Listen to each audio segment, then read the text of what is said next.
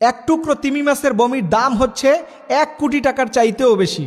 এবং এই তিমি মাছের বমি থেকেই তৈরি হয় মানুষের বড় বড় কয়েকটি রোগের ওষুধ। এই তিমি মাছের বমি থেকে হার্ট রোগের চিকিৎসা হয়, যাদের ব্রেন শক্তি কম এটাতে ব্যবহার হয়।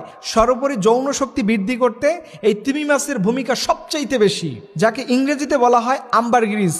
এবং এই তথ্যটি নিশ্চিত করেছে মুসলিম একজন বিজ্ঞানী, যার নাম হচ্ছে ইবনে সিনা, যিনি 980 খ্রিস্টাব্দ থেকে 1037 খ্রিস্টাব্দে এই তথ্যটি তিনি গোটা পৃথিবীতে দিয়েছেন। সেই বিখ্যাত বইয়ের নাম হচ্ছে আল কানুন ফিত তিব।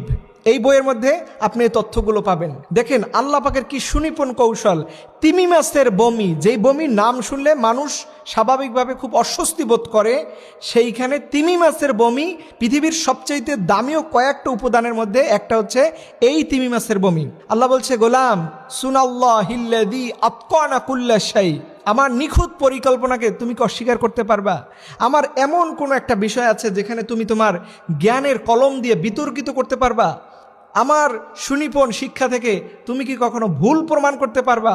কখনোই সম্ভব নয়, কখনোই সম্ভব নয়। পৃথিবীর সব বিজ্ঞানী মিলেও আল্লাহ পাকের সৃষ্টির ব্যাপারে কোনো ভুল তথ্য দিতে পারবে না। আল্লাহ বলছেন সুনাল্লাহিল্লাযী আতকানা কুল্লা শাই। আল্লাহ নিজে বলেছেন যে মানুষ আল্লাহর সৃষ্টির এই সুনিপুণ কারিগরি দেখে মানুষ বিস্মিত হবে। এবং দেখেন মুসলমান বিজ্ঞানীরা এই আম্বারগ্রিস সম্পর্কে আবিষ্কার করলো, কিন্তু ওইভাবে গোটা পৃথিবীতে মুসলমানদের নাম ফুটিয়ে ওঠে না। কিন্তু আপনি এই তথ্যগুলো পাবেন, আপনি যদি এই নিয়ে পড়াশোনা করেন, দেখবেন অনেক মানুষ বলবে, হ্যাঁ হুজুর মানুষ তো নিজেদের দিকে নিয়ে গেছে, মুসলমানরা আবিষ্কার করছে। এই 21 শতাব্দীর সবচাইতে বড় বড় আবিষ্কার করেছে মুসলমানরা। কিন্তু সেই ঐতিহ্যগুলোকে যখন মুসলমানরা জেনারেশন টু জেনারেশন যখন ধরে রাখতে পারেনি, এরপরে আমাদের এই বিজ্ঞানীদের অবদান মানুষ ভুলে গেছে। এবং জালিম যারা, তারা চায় শুধু নিজেদের ক্রেডিটবাজি করতে।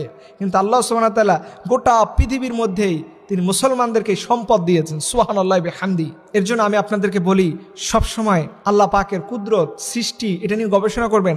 এটা নিয়ে যারা যত বেশি গবেষণা করবে, রব্বুল আলামিন তার কপালটাকে খুলে দিবে। এবং আল্লাহর সৃষ্টি নিয়ে গবেষণা করে কেউ কখনো বিফলে যায়নি। এর জন্য সময় পেলে একটু আল্লাহর সুনিপুণ কারিগরি সিস্টেমগুলো নিয়ে পড়াশোনা করবেন, গবেষণা করবেন। দেখবেন আল্লাহর পক্ষ থেকে শুধু রহমত, বরকত, মার্সি অ্যান্ড বাউন্টিস আল্লাহ পাক শুধু দিতেই থাকবে। এর জন্য আমাদের উচিত হচ্ছে আমাদের সন্তানদেরকে এই মুসলিম বিজ্ঞানীদের সম্পর্কে ধারণা দেওয়া, যাতে করে ওরা যদি জানতে পারে যে আমাদের মুসলমান বিজ্ঞানীরা গোটা পৃথিবীর মধ্যে শ্রেষ্ঠতম বিজ্ঞানী ছিলেন।